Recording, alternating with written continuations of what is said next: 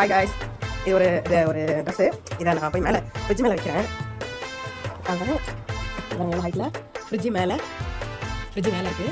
இவன் வந்து இங்கே நிற்கிறான். ஓகேவா, இவன் வந்து எப்படி மட்டும் எடுத்து வரான் அப்படின்னு நைஸாக போகிறேன்னா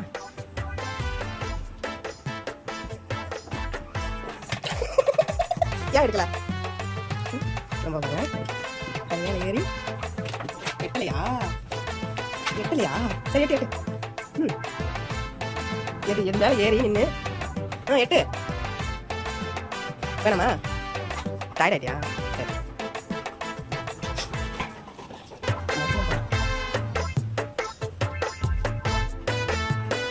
சரி சரி நான் பார்க்கல, நீயே பெற்றா போ.